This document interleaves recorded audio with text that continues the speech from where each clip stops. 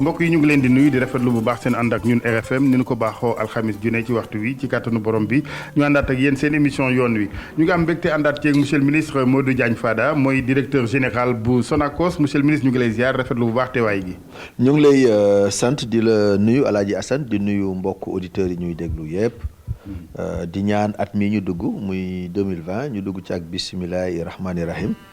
génn ci ak alhamdulilahi rabil alamin te bépp sénégalais ba am projet professionnel wala politique wala personnel yàlla jàppale la ci ba mu yemb.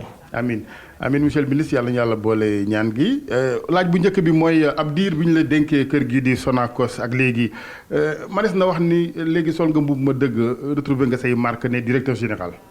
tout à fait mën nañ ko wax. ndax li tax i tamit mois de mai laa fi ñëw boobaak léegi yaakaar naa ne juróom-ñaari weer ci lay toll. mais li tax mën ñu a wax ne sol nañu mbubum directeur général mooy bi ñu ñëwee rek dañu daal di jublu ci liggéey bi dajanteeg personnel bi dajanteeg cadre yi dem ci terrain bi Ziguinchor Kolda Kaolack Louga. et cetera tasanteeg opérateurs yi tasanteeg banquiers yi. tasanteeg fournisseurs yi tasanteeg ñëpp en quelques mois yàlla mañu yi tamit ñu xam lu bare ci kër gi. donc mën nañu wax ne fi mu toll nii alhamdulilah rabbil alamin kër gi dara réeratuñu ci. te xam nañ bu baax a baax fi ñu ko war a jëmee perspective yi tamit leer na naññi suñu bopp. très bien su ma la dégloo kon amul benn instant boo taxaw ni waaw man président mbaa joxuma cadeau empoisonné ak coow li ñu dëgg Sonacos cooxe gi problème yi xam nga mooy loolu rek xam nga Sonacos yombul c'est vrai situation bi ñu ko fekk yombul xëy na daan ci dellusiwaat mais nag homme politique homme d'état la li ñu nga xam ne mooy suñu warugar mooy défi buñ ñu ko tegalee suñu kanam ñu wut ay pexe ak i moyens pour relever défi bi. donc ku nga xam ne da nga naan buñ la joxoon Sénégal nga yor ko. bu fekkee mënoo yor Sonacos nag. wala boog da ngay daw Sonacos yaa ngi daw coono. dëgg la justement lan mooy wér-gu-yaramu Sonacos actuellement. waaw Sonacos am na benn journal bu ci bind tey Sonacos fi ñu ko fekkoon mooy les indicateurs. était au rouge comptes yi c'était des comptes négatifs amoon na problème ak ay banques yu bare bari. amoon na problème aussi ak yenn fournisseurs yi trésorier nekkul woon lu am solo trop te tamit fekkoon nañ fii ay contentieux yu bari yu nga xam ne. mu ngi woon diggante Sonacos ak justice bi fekk fii tamit ay ateliers yu am solo ay ateliers ci usines yi yu nga xam ne doxatul woon comme atelier détoxification atelier extraction atelier énergie bi tamit ci Senelec lañ doon branché fekkoon nañ fi daal ay problèmes yu bare mais alhamdulilahi rabbil alamin boobaak léegi ñu ngi ciy dox ay tànk ñu ngi ciy dox ay jéego. jéego bi ñu ci njëkk dox mooy Sonacos dafa nekkoon en défaut de paiement ak banque islamique de développement. ndax ñoom ñoo ñuy lebal xaalis bi ñuy campagne di ñu jox diir ab at neen ci biir at mi da ngeen fexe ba fay ko ci. bi ñuy jël nag dañu nekkoon en défaut de paiement mais alhamdulilah rabbil alamin fi mu toll nii mois de janvier bii nga xam ne sax ci la ñu waroon fay benn échéance yàlla dimbali nañu ba fayoon nañ ko ci mois de décembre muy par anticipation. yaakaar naa loolu yombal na lool négociation yi ñu def ren ba teel am xaalis. xaj na loolu tamit daan ci dellusiwaat ngir mën a jublu ci campagne bi. banques yi tamit banques yëpp benn par benn woon nañ leen ñu ñëw fii seen i directeurs généraux kenn ku nekk ñu toog ak ñoom. indiwaat climat de paix indiwaat jàmm li ñu leen mën a mosal ñu mosal leen ko li ci des. ñuy dóor dàqe ak ñoom te ñu arrêté procédure judiciaire yan dañuy jaay suñu terre rek dañuy jaay suñu nangam ak nangam. fournisseurs yi nga xam ne ñu ëpp solo duñu defar ay li mënul ñàkk yu mel ne emballage yi mënul ñàkk yu mel ne carburant yu mel ne leneen ak leneen fournisseurs yooyu yëpp yi tamit lañ leen ameloon lu bare bari jox nañ leen ko ci ba fi mu toll nii ñu ngi liggéey ak ñun correctement retraités yi nga xam ne tamit kër gi da leen amaloon ay bor. bor yu xaw a takku ñoom itamit tey jii avant 31 décembre amee duñ benn retraité bor donc mu mel ne mais li ci gën a am solo te nga xam ne bu yàggul lañ ko def te xañ na loolu mooy xaw a rendre un peu caduc papier bi nga xam ne am na benn journal bu ko bind tey. mooy la recapitalisation financière. conseil d'administration bi réunir na. ba les comptes de 2014 2015 2016. ba 2018 compte yëpp conseil d'administration validé na leen état bi jàppale nañu racheter yenn bor yi ba fi mu toll nii tey la Sonacos est redevenue bancable en 2020 te loolu nag mbir la bu nga xam ne mu am solo la pour képp ku nga xam ne da ngay yëngatu ci économie. képp ku nga xam ne da ngay yore entreprise nga dem léegi bañ ne yow day am nga compte yu nga xam ne sont des comptes assainis. parce que li nga yore woon ci bor yenn yi xam nañ ne yow mën nga ko fayal sa bopp yenn yi état jël na ko def ci xaalis bu bari nga yokk sa capital gën a duufal sa gafaka dara la mën a may nga mën a waxtaan ak ay partenaires extérieurs ay partenaires financiers pour ñu mën a jàppale pour nga mën a def ay investissement pour que sa boîte jëm ci kanam. très bien bu ma la toppee journal boobu ngay wax observateur la tey dans sa parution moo ci wax ci wàllu endettement bi weddi wuloo bor yi xëy na da nga naan waa observateur bor yi kat maa ngi góorgóorlu maa ngi cay fay. waaw non non bor yi waxee nii moom xam naa ni moom Sonacos bu doon nit moom du mbedd yëpp lay mën a jaar faaw mu te. waaw xam nga non weddi ma li ñu bind bon xaw ma li ñu bind. loolu la ñu bind xam nga journaliste moom. ma leeral ni ils sont allés au-delà wax nañu au-delà de bor yi jafe-jafe kër gi wàllu gestion n'est-ce pas bataaxal boo xamante ni le 19 avril 2018 sax njiit la fi woon bu Sonacos. waaw mooy li ma yónnee woon na ko fi président. waaw mais bataaxal boobu moom maanaam liñ ci bind. tey société bi romb na loolu. ak tan am na ci diggante. voilà romb na loolu. maanaam boo ma doon bindaat tey bataaxal. di ko bind njiitu réew mi. mënul amati même contenu bi parce que ci diggante bi état bi def na effort yu bare. yoo xam ne bi ci ëpp solo. mooy recapitalisation wu kër gi. ba nga xam ne si tey compte yi wax dëgg yàlla assainir nañ ko te ñun li ñuy espérer. mooy suñu compte 2019 yi di jeex bu ñu demee ba ci dajewaat kii nga xam ne mooy cabinet bi nga xam ne moom la ñuy liggéeyal suñu commissaire au compte. man ñoo certifier suñuy compte 2019 yi loolu en tout cas mooy enjeu. principal bi nga xam ne nouvelle direction générale bi am na ko te am nañu yaakaar ne suñuy compte daañu ko certifier en 2019. lan mooy secret bi ci ku jógee ci bor ba buy bëgg a daanu par exemple koo xamante ne dem na endettement wu 4 fois plus son chiffre d'affaires ba ci recapitalisation bi lan mooy secret ba tax. secret bi du lenn lu dul xam nga ñi lay xool ñëpp muy banquier yi am na banquier yu nga xam ne bu njëkk buñ ne waa Sonacos ñu ngi ñëw ci ñoom directeur bi day nëbbu ne waa Sonacos moom. vraiment jarul ñu leen di gis. mais bi ñu gisee ne ñu ngi commencé fay banque islamique ñu ngi commencé fay fournisseurs yi parce que changé nañu modèle un peu modèle économique gis nañ ne par exemple jaay dëwlin. huile brute ci biir àdduna bi perte la jaay dëwlin bi même ñuy jaay dafa mënul ñàkk parce que il faut ñu approvisionner marché local bi mais amul bénéfice presque perte la. ñu changer modèle économique bi jël yeneen orientation pour gën a mën a écouler suñuy produits parce que bi ñuy ñëw fekkoon nañ fi ay stock yu bari yu nga xam ne kenn mënu ko woon jaay. jël nommé benn directeur commercial jël ko moom tamit mu nekk ci stratégie commerciale yu nga xam ne baax ñun suñu wàllu bopp ñu jógal suñu bopp nekk à la tête des forces de vente dem ci marché yi def caravane. dem gàmmu Tiwaawan dem Magal Touba wër fu nekk pour que suñu produit yi jaar. mais gis nañu ne bi ñu defee loolu retombées yi mooy suñu trésorerie gën naa yokk banque bu nekk bëgg nga recette Sonacos ñu déposer ci dara moo tax même banque yi ñu amal coow dañ naan waa léegi nañu xool compte nu ñu ko réglé mais nu tey ngeen ubbi si ñu benn compte courant. bu nga xam ne da ngeen di mën a liggéey ak ñun parce que tamit Sonacos c'est une entreprise bu nga xam ne. am na doole bu nga xam ne bu taxawee ni mu war a taxawee. mais banque bu mu leb war nga ko mën a lebal parce que normalement Sonacos war na mën a fay ay borom. justement lan moo fi indi woon à ce niveau Sonacos.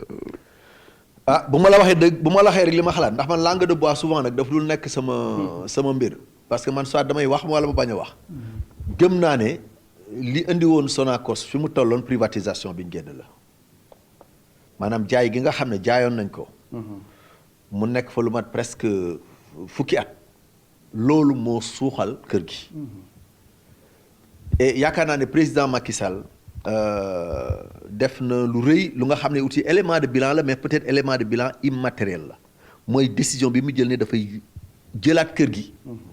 ci ñi ñu ko jaayoon. xaj na coûté na cher état bi. mais jar na ko parce que bu ñu ko defuloon tey lu mat 4000 personnes parce que à un moment donné état bi moo doon fay salaire u liggéeykat yi. mais état bi mënu woon ko ni di fay 4000 personnes chaque mun da nekk. donc il fallait que mu racheter ko mu jëndaat ko tegaat fi administration bu bees jàppalewaat Sonacos di dem boobaak léegi déggu leen fi ne Sonacos fayul ay liggéeykatam. déggu leen fi ne Sonacos fayul fayul assurance am déggu leen fi ne Sonacos nangam ak nangam donc jëndaat bi jàpp naa ne lu am solo la. maintenant nag. forcément ça prendra du temps pour que Sonacos àgg fa mu àggoon bu njëkk mais gëm naa ne ak soutien bi nga xam ne ñu ngi koy am ci jiitu réew mi muy président Macky Sall wax ci conseil des ministres ne jox na ndigal ministre de l'économie et des finances jox ndigal non ministre des finances et du budget plutôt ak ministre de l'économie et du plan et de la coopération ak ministre de l'agriculture ne leen na ngeen restructurer Sonacos te na ngeen ko moderniser te boobaak léegi tamit volonté politique boobu may nañu yi tamit wax naa ko léegi recapitalisation bi muy restructuration financière bi mais may nañu aussi bailleurs de fonds yi partenaires yi di ñu gën a déglu parce que xam nañ ne derrière y a une volonté politique bu bëgg a jëlaat Sonacos tegaat ko ci raay bi donc gëm naa ne fekk quelques années daañu gis ne la meilleure option mooy bi état bi jëlaat yëfam di ko doxal boppam te buñ demee ba ci kanam parce que l'objectif mooy Sonacos nekkaat dellusiwaat nekk fleuron industrie du Sénégal nga xam ne man biñ gën a nekk xale vraiment ku sañoon liggéey Sonacos wala boog ku sañoon jamono SIB mangoog bu yàgg ba yaakaar naa ne am na fu Sonacos tolloon te ambition bi mooy delloo ko foofu. très bien kon daal wax yi dépôt bilan moom dañ naan rek mar day im si moom loolu moom non loolu moom je crois que boobu bi ñu ko doon wax parce que lettre bi 2018 la bon ñu ngi quand même 2019 en tant aussi le président je crois que mu ngi gën a ubbi gëtëm gën a xool kër gi di ko gën a jàppale. ñun perspective yi ñu nekk plutôt mooy lan 2020 bi incha allah ñun waajal nañu pour démarrer détoxification bi ma la waxoon léegi. détoxification pour ñi nga xam ne ñoo ñuy déglu naan mooy lan mooy ràkkal ji. parce que boo nalee gerte gi ràkkal day génn. ràkkal jooju nag pour nga mën ko jaay Europe. il faut nga détoxifier ko il faut nga jënd ci lépp lu nga xam ne toxique la. dindi tooke yi voilà tooke yi sa wolof bi moo gën a leer sama bos nga dindi. mais doo ko dindil waa Europe kese xanaa di ngeen ko dindil waa Sénégal. non dama la wax ne maanaam boo ko lu valable Europe kay day valable Sénégal xam nga fi mu tey ñu ngi am ràkkal mënuñu koo jaay sax Sénégal. ndax nit ñi duñ ko jënd ndax dafa ànd ak ay toxique. maintenant atelier détoxification 2020 dina tàmbaliwaat. atelier extraction xam nga tey boo nalee gerte gi ràkkal ji dafay des 12% dëwlin 14% 20% mais amatuñu woon machine bu nga xam ne daf koy nalaat ba génne loolu. incha allah loolu yi tamit dina démarrer waat 2020. yaa ngi fiy tudd SIB bu njëkk liñ fa xamoon mooy vinaigre. xamoon nañ fa javel. incha allah atelier yooyu tamit dina ubbiwaat 2020. ak yi tamit usine aliment de bétail ba fa nekkoon ñu koy wax Setuna. parce que xam nañ ne ren ak tapis herbacé bi ni mu demee boo moytul jur gi daañu ñàkk lu ñu lekk. donc démarrer waat usine bu nga xam ne day def aliment de bétail je crois que lu am solo donc loin de dépôt de bilan fi toll nii perspective de croissance ak de développement. ci la ñu nekk te am nañ yaakaar ne 2020 bi tamit ay jéego yu mag. gouvernement bi dina ko dox pour jàppale Sonacos ci plan de redressement bu 16 milliards bi nga xam ne déposé na ko dans le circuit mais li ma wax sànq nag muy détoxification extraction autonomie en énergie Setuna javellerie ak vinaigrerie. loolu Sonacos ci boppam moo koy defal boppam. waaw donc xaaruñu ci. xaaruñu ci financement wu bu nga xam ne dafa jóge ci partenaire fàggu nañu. li nga xam ne moom lañ ko war a defee donc je crois que fin 2020. daañu amaat beneen xarkanu Sonacos bu neexee yàlla. très bien incha allah en tout cas li tax ñëpp war a ñaanal Sonacos Sénégal. mooy njeexite yi muy am ba ci kii gën a néew doole ci àll bi. gis nañ fi ay baykat yoo xam ni dañuy def ay GIE di naal gerte gi. Touba ñu fa ràññiku lañu. est-ce que vous allez continuer à aider ces gens là. mais bien sûr di jënd diw gi ci ñoom. xam nga sànq dama wax emploi direct. mais ñooñu ñëpp ay emploi indirect Sonacos lañu. parce que Sonacos moo leen di fournir matière première bi ñuy liggéeyee. te dama lay wax Alaaji Assane lu am solo lu nga xam ne xaj na suma passage ministère de la santé am na lu nga xam ne xamloo na ma ko gis nga dëwlinu segal bii. boo waxee nag maa ngi ñëw la ñun moom lañ daan lekk moom lañ daan nangam wàññiwuñu dara. mais xaj na mag ña aussi nañ daan dunde ak ñun ñuy dundee ñoom laaxu bisaab laaxu caaxaan wala leneen lañ daan dunde mais gis nga ñun ñii ku ci moytuwul diwlinu segal musiba am. le fait que ñu mën a am ñu nga xam ne dañuy nal diwlinu segal di ko jaayaat Sonacos di ko raffiner. ba dindi li ci nekk yépp lu nga xam ne baaxul ci nit di ko dugalaat ci marché bi yaakaar naa ne loolu tamit.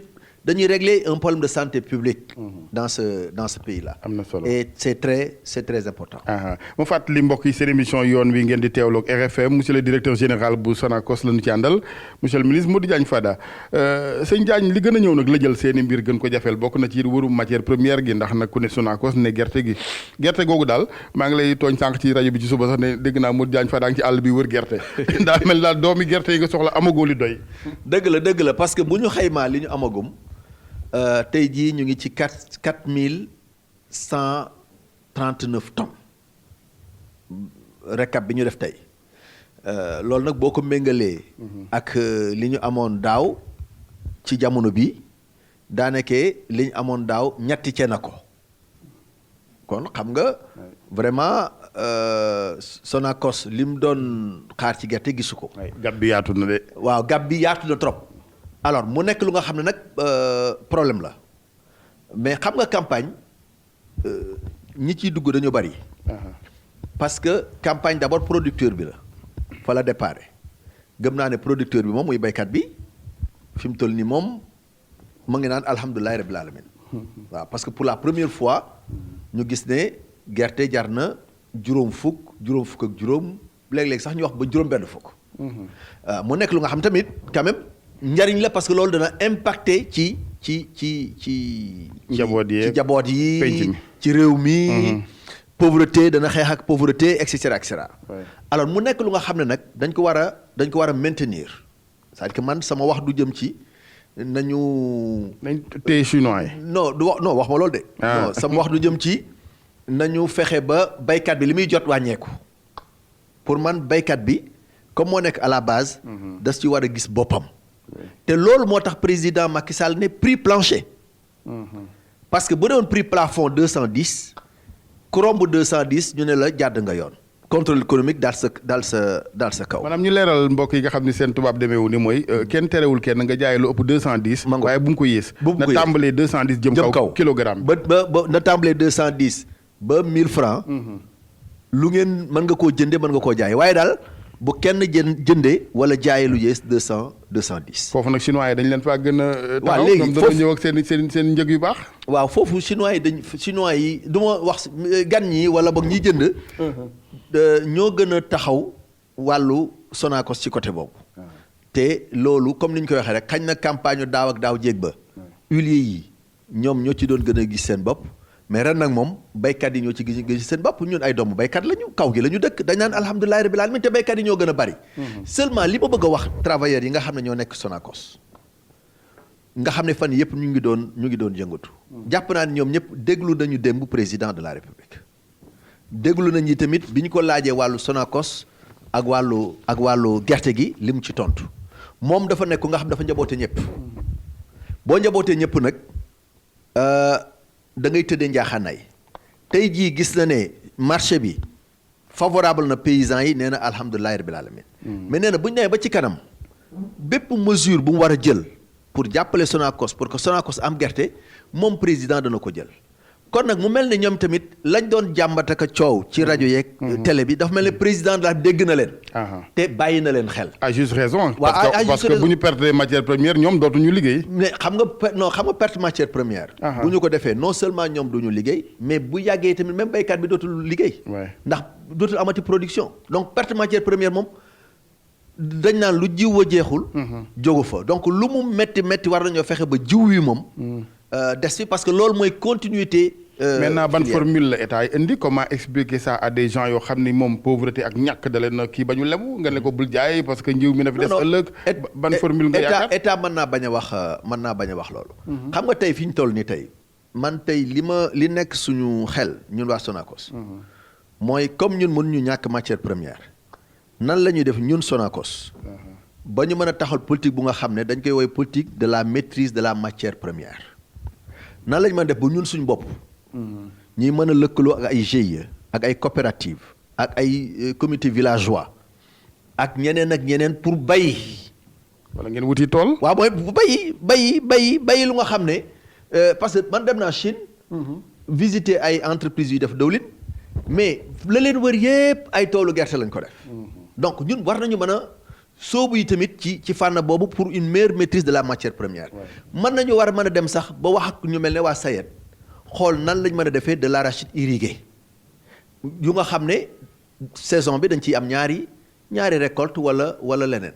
ak nan lañ mën a defee ba daal suñuy matière première ñun ñu koy li ci ëpp. solo ñun ñu koy amal suñu bopp benn. ñaareel bi aussi Sonacos bu ñu ko defaree. Sonacos bu ñu ko defaree ba rénover ko tuuti ba mu mën a yokk ay capacité de production parce que tey suñu machine dafa màgget gu nga xam ne jéggi na dayoo mais bu ñu ko rénover tuuti mu mën a yokk capacité de production moom Sonacos. mën a yokk ay taux de rendement mën a yokk aussi ay conditions de stockage am ba réduire les pertes Sonacos googu war naa mën a jëndee gerte gi lu ëpp 210. ci producteur bi. defar ko triturer ko nal ko jaay ko combler le gap bi nga xam ne xaj na moom doon na ko am par rapport au marché mondial donc lépp mu ngi aju ci capacité Sonacos parce que Sonacos capacité am yëpp su ko dajale woon mun na liggéey ci at mi 900 000 tonnes. maintenant nga baal ma monsieur le ministre mais de façon générale nag tàmbale ko ci man mii dafa mel ni y a une certaine paresse intellectuelle bi ñu amee indépendance ba léegi ci réew mi. ñu toog di ko wékk ci ay éventualité nawet bu neex ak bu nanguwul vraiment nag ca ñu am ay boromi xam-xam yu ne ci. waaw loolu dëgg la xam nga loolu mooy boo remonté mooy ce qu'on appelle man wax naa léegi maîtrise de la matière première. ministre de l'agriculture moo la wax ñu mu maîtrise de l'eau dëgg la. c'est-à-dire que il faudrait que la modernisation de l'agriculture non seulement la mécanisation de l'agriculture la modernisation de l'agriculture mais de nouvelles formes culturelles aussi tamit ay semences yu nga xam ne taux de rendement bi dana bari trop à l'hectare bu bañ a nekk seulement des semences écrémées bañ a nekk seulement mais mu nekk des semences certifiées sélectionnées yu nga xam ne liggéey nañ ci te am nañ laboratoire yu nga xam ne mën nañ ci liggéey ak ay conseils yu nga xam ne mën nañu koo jox yooyu yëpp ay problématique la yu nga xam ne comme li may wax rek man maa ngi sant yàlla bu baax bi ma nekkee directeur général Sonacos parce que su ma nekkoon député président groupe ministre de la jeunesse environnement santé te jaaruma fel nii lu bari dina ma rëcc ci wàllu réew mi te lii jàpp naa ne lu ko gëpp solo ci wàllum réew muy mbay ak gerte yaakaar naa ne amul. justement pour dëggal intérêt bi nga wax ci proximité mooy que bu ngeen dul wàcc àll bi du ngeen xam lu baykat yi nekkee. te ci diggante état ak yéeneem ak toute cette volonté politique ak milliards yi muy dégager da cee am ay seekeen ak njaween yuy capter fonds yi ci diggante bi. loolu dëgg la loolu tamit nañu waxante li fi nekk rek c'est-à-dire du ma tudd kenn nag. mais man damay jàpp ne loolu moom man maa koy jàpp damay jàpp ne ñi gën a dee. ci filière bi mooy ñi nekk ci suuf ak ñi ci kaw. ñi nekk ci suuf mooy baykat yi. ñi nekk ci kaw mooy état bi. dama jàpp ne ñoom ñoo gën a dee ci filière bi. am na ñu dox si diggante bi ñu nga xam ne tamit jàpp naa ne ñoo gën a gis seen bopp ci filière bi. loolu nag problème la. am na ci ñu état di jàppale nag. état mooy def ni que ndax dégg nañu fan yi ko doon wax naan man joxuñ ma nangam jiw ak yooyu. waaw mooy loolu rek mooy dama la wax léegi dama la ko misaalal rek. dama la ne ñi gën a dee daal ci système bi. souvent mooy baykat bi ci suuf nga xam ne ci lépp moom lay déparé. ak état mi nekk ci kaw nga xam ne mooy jëli kopparam di subventionné di joxe xaalis ak. di def nangam souvent ñoom ñooy gën a perte ci situation bi maintenant loolu nag dafa laaj ay réformes. te dégg naa mais war na gaaw. dégg naa li président wax bërki démb. jëmale ko ci wàllu façon bi nga xam ne moom la ñuy war a joxe jiw wi mais ma fàttali rek ne. Sonacos nag moom joxewul jiw. Sonacos joxewul jiw joxewul intrant joxewul matériel agricole. Sonacos tamit fixé wul njëgu gerte. njëgu gerte saignant. muy comité national interprofessionnel ñoom ñoo koy fixé proposé président.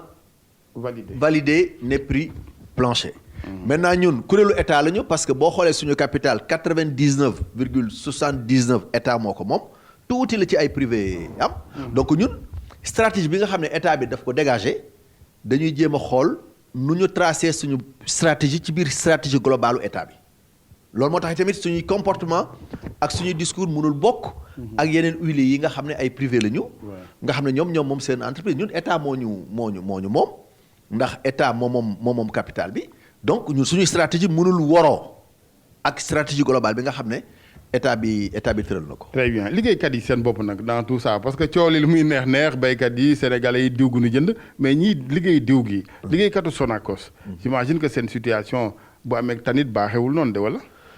non je crois que situation liggéeykatu d'abord situation su liggéeykatu Sonacos il faut d'abord dire une chose. mooy bu ñu xoolee li fi nekk saisonniers yi ñoo fi ëpp doole fuuf li ñuy wax permanent yi bareetuñ. li tax bareetuñ nag mooy kër gi yàgg na parce que Sonacos quand même bañ ko dalee wax mutation yi mu subir yëpp teewul personnel am na ñu nga xam def na ci 20 ans ñii 25 ans ñii nangam ak nangam ñii dem nañu retraite kenn remplacé wu leen parce que kër gi mënul recruter. ñii nangam ak ñii bàyyi nañu ñii démissionné nañu et cetera. mais ren dañoo décider comme kër gi tane na tuuti dañoo décider insuffler du sang neuf recruter ay ingénieurs man ñu nga xam ne dañ leen a jële ci yeneen kër recruter leen pour dugal leen ci suñu biir usines yi recruter aussi du personnel qualifié xañ na mënuñoo recruter lu bari mais au moins comme annoncé nañ lu mat 40 personnes yu war a dem à la retraite 31 décembre. ñu calculer seen masse salariale seet ñaata ingénieur ñaata comptable ñaata personnel yu nga xam ne personnel yu am solo lañ ci kër gi mun ñoo ñàkk ñu commencé leen a recruter ndànk.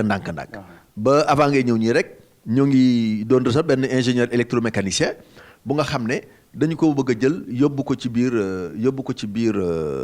usine donc problème mu personnel loolu am na maintenant. ñoom seen wàllu bopp nan lañ mën def ba gis ci seen bopp fi ñu toll nii ndax buñ amul matière première comme ni ñu koy waxee. ñoom duñ ci mën a gis seen bopp.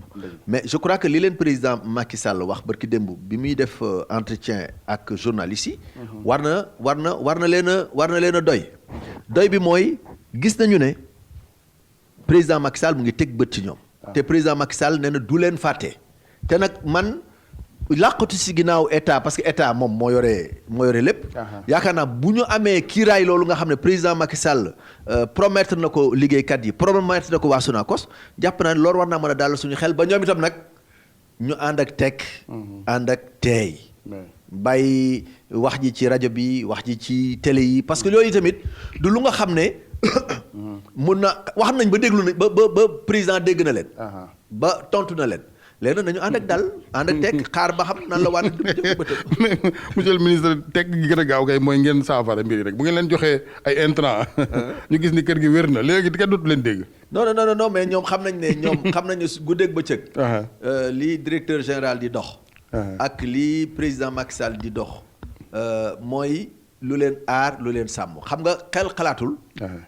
ñu ne par exemple Sonacos parce que amul matière première tëj na.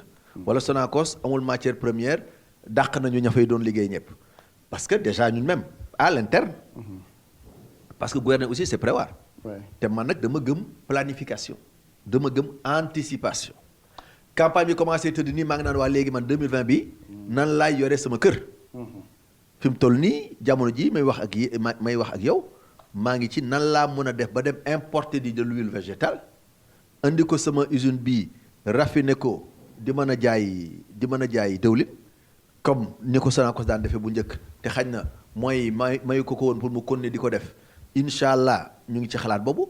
wax nañ léegi jëm ci wàllu éleveurs yeeg béykat bi écailles yi ñu fi am lu mat presque plus de 25 000 tonnes mais loolu ay milliards la.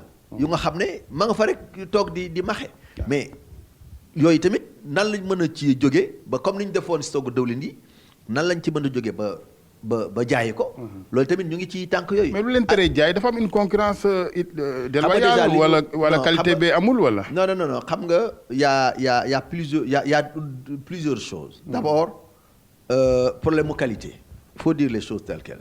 problème mu qualité moo ci njëkk mais beneen bi mooy du Sonacos donc mooy produit rakkal am na yeneen usines yu fi nekk aussi yu def rakkal.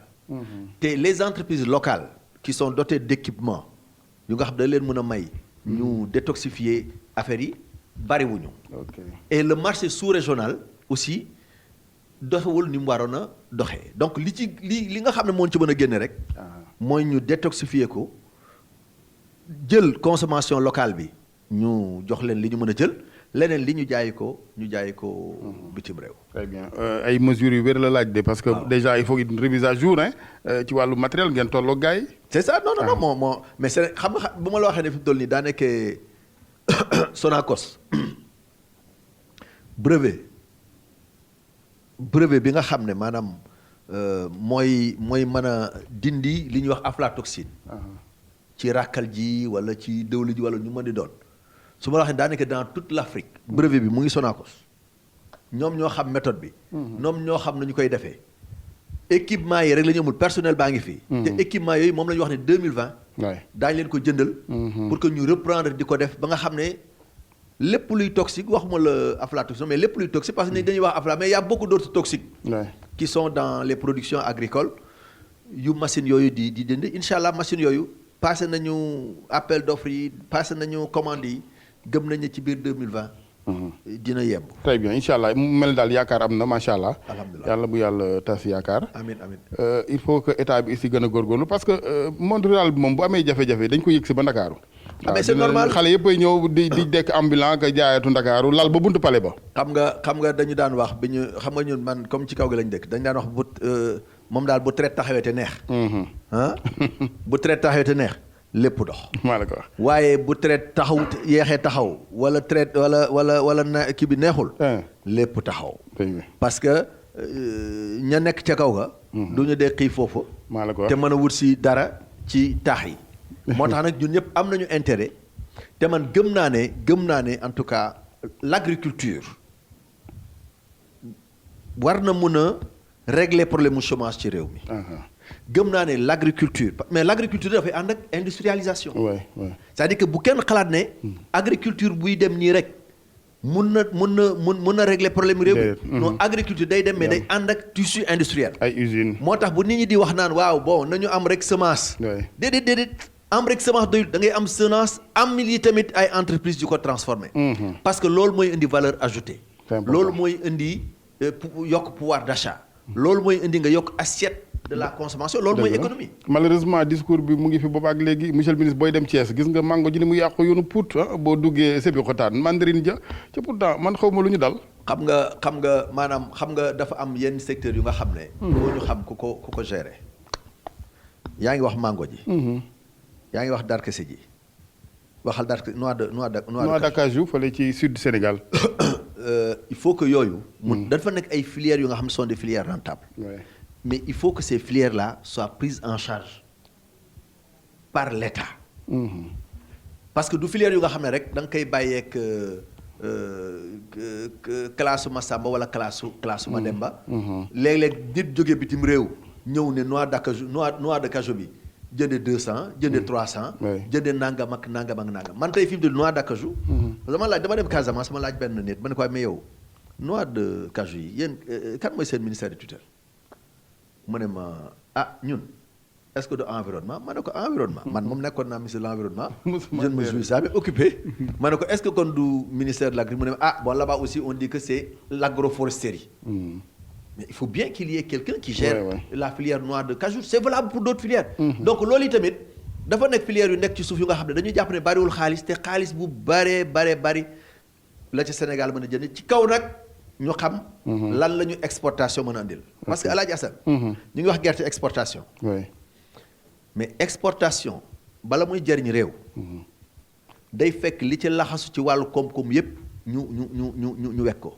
est-ce que xam nga ne yow tey boo jëlee benn cargaison gerte bu 200 millions bu 1 milliard. nga yóbbu ko ci benn réew Chine yoon wi daf lay exiger 1 mois après 2 mois après maximum 3 mois après nga def rapatriement des recettes parce que li ngay exporter moom.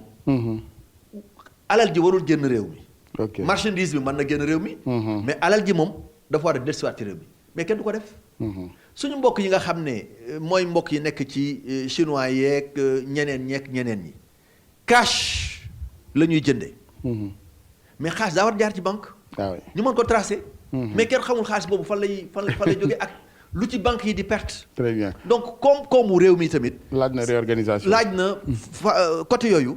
ñu xoolaat ko bu baax a baax. te bu ñuy organiser exportation ma daaneele foofu. am réew dañu naan ren nañu gerte ñor na semencier yi jël leen li nga xam ne mooy jiw ba noppi. usines yi jël leen li nga xam ne yéen moom ngeen war a liggéeyee. li ci des nag nañu ko jaay. te buñ ko dee jaay am nañu usine bu mel ne Sonacos. mais nañu ne gan ñi au lieu ngeen di dem ba ci tool yi nañ ne Sonacos yow jëndeel prix bu fort ci baykat bi maanaam yokkal sa loxo nga jëndi prix bu fort parce que man gëm naa ne nag gerte mënatul jar ci dëkk bi 210. c'est ma conviction profonde. néew na de. yokkal sa loxo. ci baykat yi Sonacos yokk loxoom ci baykat yi.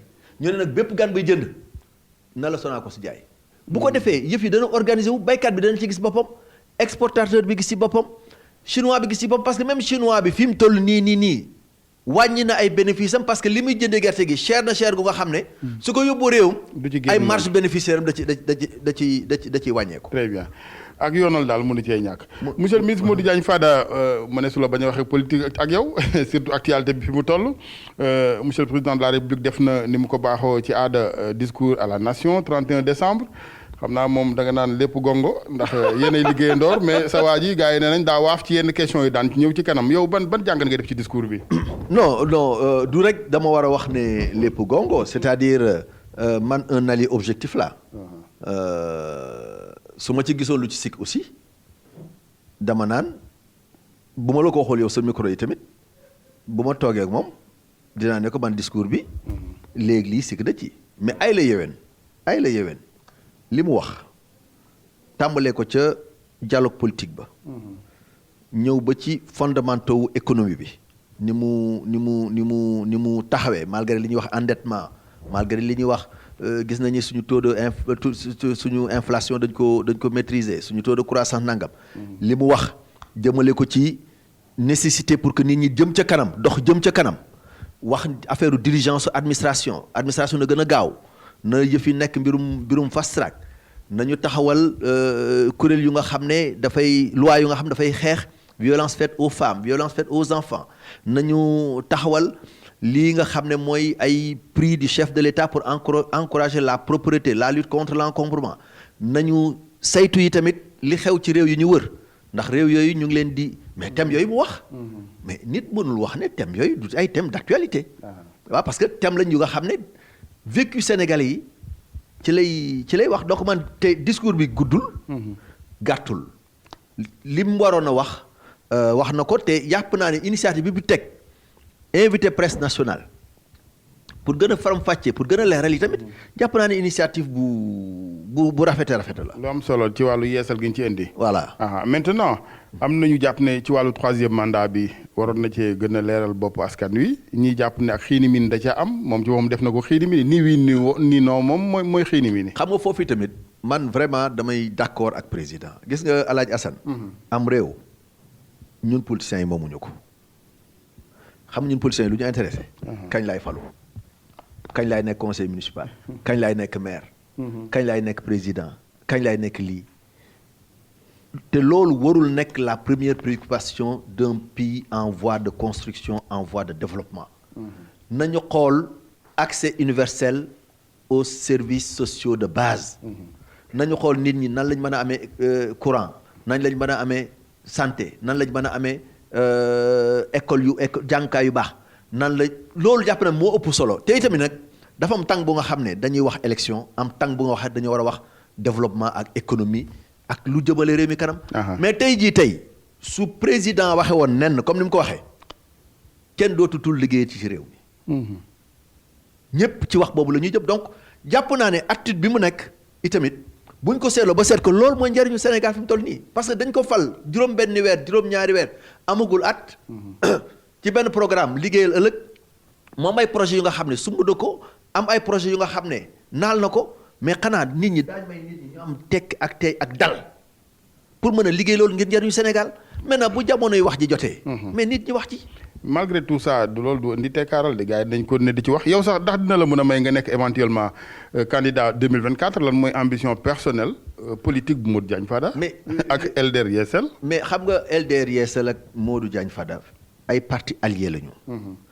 xam nga li gën a naqari ci ànd mooy ñuy ànd ba pare te wóolontewuñu wala ñuy ànd ba pare te sincérité nekku ca wala ñuy ànd ba pare te dañuy waxtaan.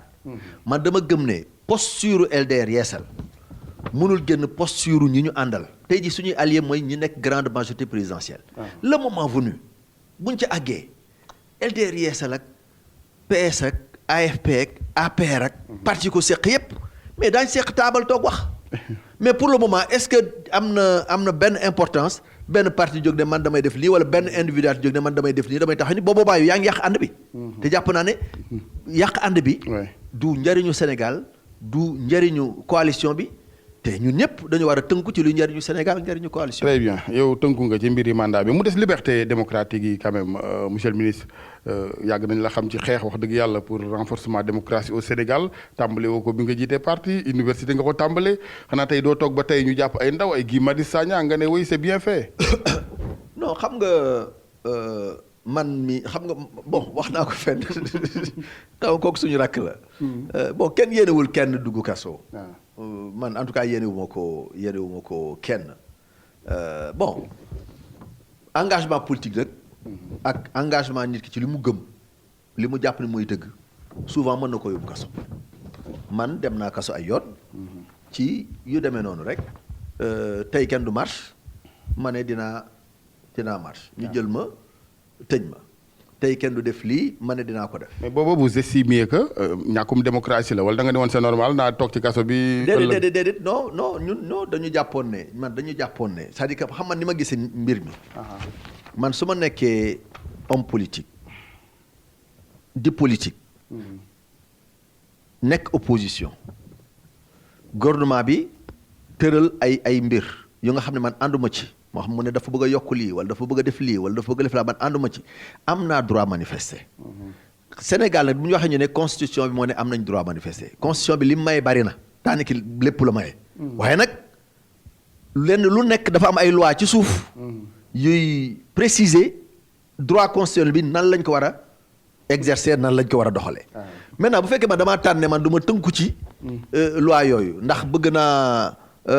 wane ne guerrier laa wala bëgg naa wane ne man ragaluma wala bëgg naa wane ne bëgg naa siiw wala nangam ba nag léegi nga doon fa loi yëpp ñëw la ngaa mbitu ci gré yu palais présidentiel mais la doon jaaxal nit ñi mooy jàppuñu la mais bu ñu la jàppee moom yow mi ko def sax xamoon nga ne doo reere ji sa kër ñun ñii dañ daan def acte yoo nga xam ne dañuy xam ne bu ñu jàppee du ñu reere ji suñu kër. donc gisuma ci benn problème man lu dul c'est un jeune bon. voilà bon épreuve la mu ngi. non monsieur le ministre nag permettez maa ngi ree sax non man li ma gëm mooy muy président Sall di yow. di toute la classe politique bu ngeen di wax dara étant dans l'opposition bu ngeen ñëwee ci pouvoir bi dafay wuute lool. non wuutewul xam nga pourtant comment peut-on faire pour que ñu maintenir les positions quand même de principe. non pour la défense de la démocratie. non xam nga position de principe. même man quand bi ma nekkee ci kujje gi. bu fekkee daa nga ma topp man musuma xaabaabal ci dara. man bi ñu buggee mujjee def marche fii ci boulevard Centenaire. marche bu tàng ba. te président Wade ñëwoon taxaw ca oto ba. bi ma paree bi ma gaa yi laajee dama ne bon sunu parti. xam na ne préfet bi nee na nii mais ñun suñu parti dañuy jàpp ne nous devons marquer le coup. xam loolu position politique la nekkatul xamoon naa li ñuy def noonu dëppoo wala mais c'est une position politique parce que parfois aussi. politique mën na laa andi nga am une posture politique. assumée jàpp naa ne suma rakk jooju nga tudd léegi. dafa am posture politique assumée donc conséquences yi ko ciy dal bon kenn yéenewu ko mais je crois que c'était des conséquences attendues parce que Alaaji Assane nag dañu wax ne li fi nekk. li doon jaaxal nit ñi mooy nit ku dem si grille palais bi. jafandu fa. poñanteeg policier poñanteeg garde rouge. mooy ñu bàyyi la nga ñibbaat sa kër noonu rek de dara jàll loolu moom bu ko ñëpp mën a def. ma jàpp ni tamit nag yëf yi doy na waar. ñu ñëw nag léegi ci li waral yooyu attitude yëpp mooy yokkute gi monsieur le ministre yokkute courant ci ñoo xamante ne dañu ne woon voilà ñun ñoo ngi dem vers le pétrole et le gaz réew mi dina gën a naat. waaw xam nga pétrole et le gaz àggaguñ fa. maanaam pétrole daañu ci àgg ci at yi ñu jëm ci kanam gaz daañu ci àgg ci at yi ñu jëm kanam. xam naa buñ ca àggee bañ mën a def reconversion gaz. man ñoo may ñu mën a togg ba am courant gëm naa ne buñ ci àggee njëg yi mën naa wàññeeku. beneen bi ma fàtte mooy dañ ñoo waxoon ni Senelec wér na wér goo xamante ni également dootuñ fi dundati la woon ci Abdoulaye Wade. waaw ak Karim Wade. xam nga la woon ca ñun. parce que ci laa bokkoon. il faut assumer aussi. la woon ca ñun. muy délestage. waaw muy ñàkkum courant ba ñu wax naan des émeutes de l'électricité. wax dëgg yàlla bi fi Macky Sall toogee ak léegi. gisatuñ les émeutes de l'électricité. am ko it ci saa yoo ko fayee doo dese loo lekk it tanewu ko. waaw mais xam nga dëgg la mais xam nga li ma gëm. tey coût de production bi nga xam ne moom la Senelec am. nekk na coût de production yu nga xam ne boo ko comparé ak coût de production bateau bi nga xam ne moom lañu fi loué coût de production bateau bi moo gën a ndaw. coût de production Senelec benn ñaareel bi xam nga subvention bi. wàññi gi ñu wàññi subvention bi. moo indi yokkute courant gi ci ñenn ñi mais xam nga tamit man libéral la foofu moom c'est l'idéologie qui parle man gëwuma subvention surtout bu fekkente ne mënut a wéy gëm naa bu ñu demoon tey ba régler santé régler hôpitaux yi régler njàngale mi régler nangam ñu ne léegi régler nañ yooyu yëpp mais xaalis bi des na bu boobaa mën nañu subventionner ku ñu neex mais wàññi li ñu wàññi subvention bi loolu moo indi ñenn ñi ñu ne seeni facture dafay yokk bi ñu ba dégloo directeur général Sonacos déglu président Macky Sall aussi mu confirmé ko. lu mat directeur général Senelec pas Sonacos directeur général Senelec lapsus la waaw. bi ma ko dégloo mu ne téeméer bu nekk juróom fukki ak juróom-ñett. muy ñi nga xam dañoo am ay consommation yu faible yëf yi du leen laal. mais ñamuy laal nag mooy sama maas gi. xañ na ak maasu Alaaji Assane ñun ñoo ne ñooy fanaan ci climatiseur ñooy fanaan ci ñooy am fer à repasser ñooy am machine à laver. ñun ñoo tànn dund ci luxe ba pare bu njëkk ñun doon subventionné ki tànn jub ci di mën na ko jarul subventionné bis bu ko mënatul rek dana wàññi ay appareil mais ki nga xam ne ñaari lampe la am ñetti lampe la am nee nañ kooku facture am dara du ci yokk. maintenant man donc gisuma problème bu ci nekk te boo seetloo comme léegi électricité moom nit mënu koo ñàkk xaalis bañ fay doon dugal. mais nañ ko jël génne ko seet léegi sama mbokk yëlee dëkk ca département Kébémer dëkk ya fa amul courant. ñu fexe ba ñu am courant sama mbokk yëlee dëkk ca Fouta dëkk ya fa amul courant ñu fexe ba dëkk yooyu am courant. mais buñ loolu tamit partage équitable la wala boog ñu jël alal jooju dugal ko ci hôpitaux yi dugal ko ci dispensaires yi dugal ko ci l'école yi comme ñi ñuy subventionné ñoom ñoo tànn dund ci luxe bala ngay nag dem nag di monter rek yow ci luxe. am ñu nga xam ne ñu ngi ci pétrole ñu ngi ci bougie. mais loolu tamit Alaaji Assane jaaduwul. donc moo tax man ma ne gis nga mbirum subvention nañu xaar ba koy man mais buñ ko mënul jarul. très bien waxtaan wi malheureusement jeex na monsieur le ministre mais ma ne su la bañ a wax ak sa papa Abdoulaye Wade am ngeen nouvelle ci moom ensuite jiwoom ak Macky Sall gis-gis bi nga ci am rapidement. waaw suñu papa président Abdoulaye Wade gisante wuñ nii ci bët. wante bari nañ ay nit ñu nga xam ne dañ koy gis léeg-léeg ma toog ak ñoom. mu ngi ci jàmm mu ngi ci salaam yàlla na yoo loolu yokk. amiin toogaayam ak président Macky Sall man lu ma rafetlu la te jàpp naa ni tamit lu président Wade rafetlu la lu président Macky Sall rafetlu la parce que nag dama ko yàgg wax man. léeg-léeg sax ma ne sama gars yi man de 6 ba Ablaye Wade toogoon ba may gisee ak Macky Sall 6 boobu laa toogoon. parce que ñàkk bokk posture politique wala ñàkk bokk position wóorul mën a tax ngeen bañ a mën a toog waxtaan. parce que kenn ko nekk magum jëmm nga. président Macky Sall mënul dugal ci président Ablaye Wade lu nga xam ne neexul président Ablaye Wade. président Ablaye Wade aussi mënul dugal président Macky Sall lu nga xam ne neexu ko donc léeg-léeg ñu toog waxtaan ci liñ déggoo ñu doggoo ci doxal ko liñ déggoowul ñu noté ne déggoowuñu ci. jàpp naa ne réewum démocratie muy dox une rencontre entre le successeur et le prédécesseur warul nekk événement. dafa war nekk lu naturel lu nga xam ne dafay am régulièrement. au-delà de ñoom ñaar avec toute la classe politique qui se retrouve dans l'opposition. mais fi Sénégal mooy ni politique démocratie demee moo tax politique bi danañ xastantee noo xam ni nit ñi buñ jubóowaatee évidemment il faut mu fës. c'est pourquoi nag. mu ne boo xam ne Modou Diagne Fada moo sax ci tapis yi ne woon ci palais bii. waaw d'accord wax yu ñaaw yi yooyu mooy tax. mais xam nga man loolu mosuma ko dégg ci président Macky Sall wax ko. non moom koy waxee moom xanaa kay ñeneen ñi. xam nga nag ñeneen ñi moom. man tey fi mu toll nii am na ñu nga xam ne dañuy bokk ci APR di yëkkati ay baat ñaaw di ma ko teg. mais du ma ko considérer parce que dégg ma ko ci président Macky Sall. te man moom lay waxal xam nga loolu tamit bu fekkonte ne président Macky Sall moo ko wax ñu mën a wax. très bien mais loolu amul problème. gis nga wax jooju. et puis ñun classe politique bi Alaaji Assane. ñi ñuy waxal gënuñu leen am xel gënuñu leen a bëgg réew mi. ñun tamit nañ defaraat suñu toogaay nañuy bàyyi waxu personne nañuy waxu idée. waxu projet waxu programme. buñ doon wute ci loolu. da nga wax ak ni débat ba pare ngeen ànd dem añi. ànd dem reer yi. mais bu fekkente ne maintenant on descend en bas de la ceinture di waxante yu nga xam ne kenn xamul nu muy nuru en tout cas man de côté boobu. Modou Diagne Fada mu far opposition mu ànd ak Ablaye Wade mu ànd ak Macky Sall. kenn mësuma dégg ci loolu te kenn du ma ci dégg aussi. dëgg la bëgguma yàq sa ànd ak Macky Sall mais am na ñu ne nag moom ak njomboor la ci wàllu politique de te xam naa nga baal ma waxi nu danaan booy bi il est présidentiable naa ko dénk kër goo xamante ni dafay jaare rek gerte gi yokk tension ba ëllëg du bokk ci ñi ma war a wuutu mbaa yaa ngi def attention foofu politiquement parlant. xam nga loolu moom waxu journaliste la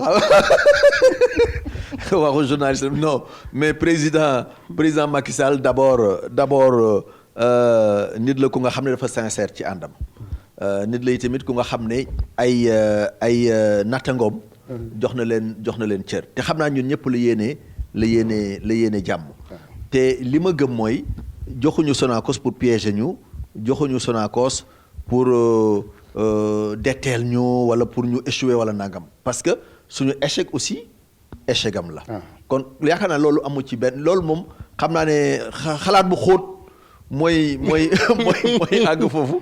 mais àgguñu foofu parce que man mbirum présidentiel. encore une fois. dama nekk nit ku nga xam ne nit ku gëm yàlla la.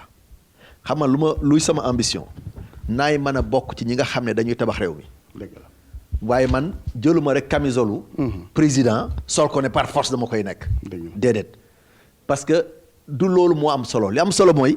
nañuy mën a bokk ci ñi nga xam ne dañuy tabax réew mi gis nga ki nga xam ne moo fiy toog bu fi président Sall jeexalee. yàlla dogal na ko ba pare boo ko xamee nag. yow nekkal ci li nga war a nekk liggéey li nga war a liggéey. te bul nataal sa bopp ci dara. lu dul rek ne fi ma toll nii daal tey li situation bi wootee mooy nañu ànd ak président Macky Sall di ko déglu ndax loolu mooy njëriñu Sénégal te ci loolu la ñu nekk te gëm nañu aussi ne wekk gi ñu wekk président Macky Sall wekk goog yi tamit président Macky Sall wekk nañu ko. très bien en tout cas mbégte la woon ak ñun ñu ànd ak yow monsieur le ministre ci émission yoon week RFM ñu ngi lay gërëm bu baax di la sant. jërëjëf El Hadj Assane man tamit mbégte la woon ma dellusiwaat ci yoon wi xawoon naa fi gëj tuuti. dëgg la mais dellusiwaat nañ fi émission la bu am solo. ndax yow tamit journaliste nga bu nga xam ne bu ràññeeku nga. jërëjëf comme ni ma koy faral di waxee rek. am na journaliste yu nga xam ne moom boo toogee ñoom di wax foo jaar da nga wax. waaw am na ñeneen ñu nga xam ne nag xañ na liñ dul waajal. seeni émission mooy tax. ba daanaka boo tasateeg ñoom. xañ na la nga bëgg wax yëpp doo ko mën a wax mais yow macha allah yàlla na yàlla jàppale. seen kër gi tamit yàlla na ko yàlla suuxat. amiin yàlla yow tamit yàlla may la wér-gi-yaram ci 2020 bi yow ak sa njaboot. amiin ñu bokk ak mboolem auditeur ak auditrices yi nga xam ne ñu ngi doon teewlu. jërëjëf comme ni ñu koy faral di wax rek. jërëjëf lépp lu ci jub. yàlla ñu ko bokk. lu ciy dëng ñu ngi koy jégalu. jërëjëf yàlla suqali Sonacos. waaw amiin dama koy ñaan ndax waa àll bi ndax sénégalais yi. ndax xam ni jamono neexul Sonacos bu suqalikoo rek. baykat bi suqaliku. merci ñëpp suqaliku.